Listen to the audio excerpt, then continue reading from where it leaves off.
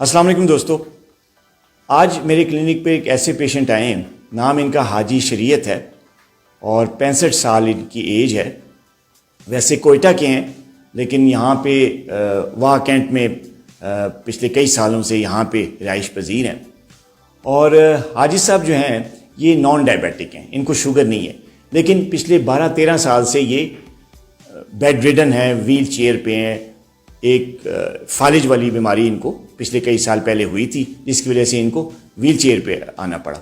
उसके बाद इनका ऑपरेशन हुआ, एक किडनी रिमूव कर दी गई और अब ये एक गुर्दे पे ज़िंदगी गुजारें व्हील चेयर पे। ज़ाहिर है मोबिलिटी है नहीं, हरकत है नहीं। इसके साथ साथ जब ये सारी चीज़ें क्रॉनिकली पुरानी होती गई तो उसके बाद इनको कई इश्यूज शुरू हो गए जो इनकी डाइट के हिसाब से, इनकी मोबिलिटी ना होने के हिसाब से इनको डेवलप हुए, जिसमें सबसे बड़ा इशू जो है इनकी कॉन्स्टिपेशन का रहा, स्टमक का रहा, हाजमा ख़राब होता रहा, कभी भूख लगती कभी नहीं। इसके साथ साथ इनको बॉडी पे स्वेलिंग आनी शुरू हो गई, वज़न बढ़ना शुरू हो गया क्योंकि मोबिलिटी नहीं थी। लेकिन सही तरह की गाइडेंस ना होने के बाद जो है वो ये इस वक्त मेरे पास आए हैं और अभी मैं इनसे आपकी बात भी कराऊंगा।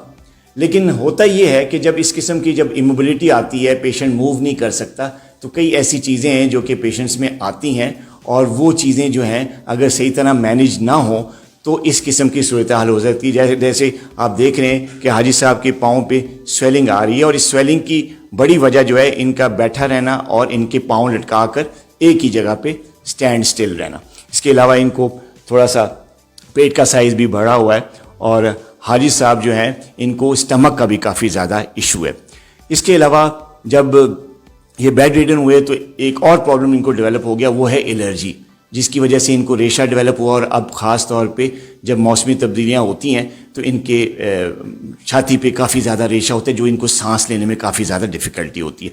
तो अभी मैं हाजी साहब से आपका तारुफ़ करवाऊँगा और इस किस्म के जो हालात होते हैं जब किसी पेशेंट को इस किस्म का चीज़ों का सामना करना पड़ता है तो क्या करना चाहिए, तो ये मैं आपको बताऊंगा। हाजी साहब अस्सलाम वालेकुम, कैसे हैं आप? ठीक है। कहाँ से तशरीफ लाए हैं? वाह कैंट से। वाह कैंट से। और ये जो आपको जो जिस हालत में आप मेरे पास आए हैं, ज़रा बताएंगे कि क्या महसूस होती है, क्या शिकायतें हैं आपकी, क्या अलामात हैं? हमारा ये गुर्दे का मसला है, गुर्दा यह काम नहीं करता सही और ये मतलब पेशाब रुक जाता है, छोटे पेशाब का मसला भी है। अच्छा। वो रुक जाता है। मैं पाइप लगाया तकरीबन 8-9 महीने से लगा हुआ।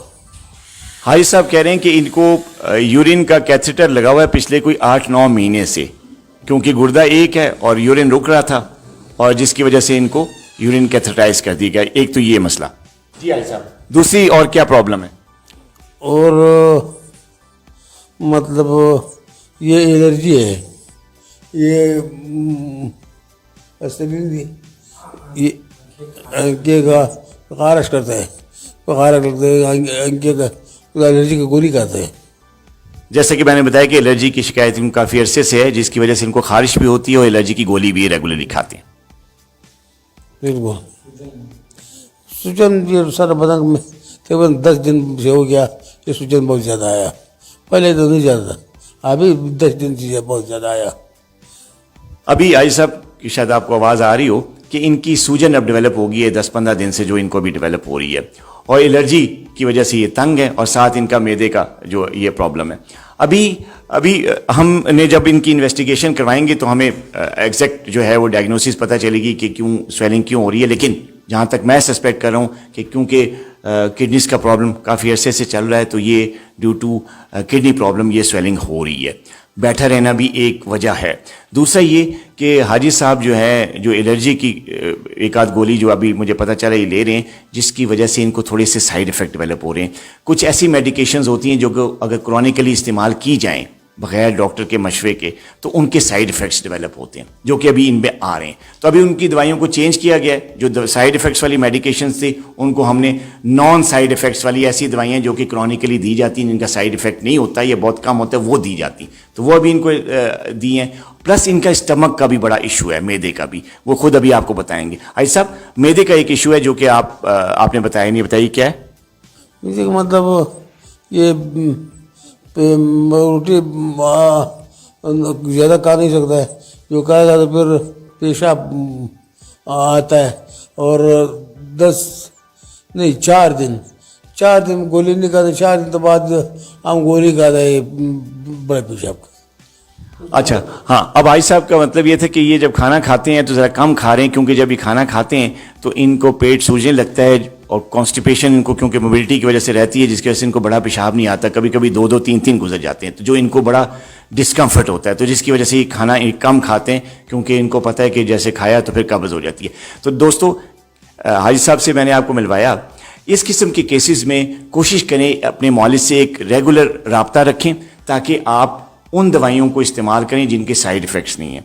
और जो आपकी जो क्रॉनिक कंडीशन जैसे किडनी प्रॉब्लम है, ब्लड प्रेशर है, हार्ट का कोई प्रॉब्लम है, मोबिलिटी का प्रॉब्लम है, स्टमक का प्रॉब्लम है, तो वो वक्तन फ़वक्तन जो है वो मैनेज होता रहे। अगर आप अपने मौलिद से राब्ते में नहीं रहेंगे और फ़ौरन स्क्रीन से गायब हो जाएंगे, तो हो सकता है यही प्रॉब्लम पहले मामूली हो, फिर आगे चल के ये बड़ी हो जाए जिनका इलाज मुमकिन ना हो सके।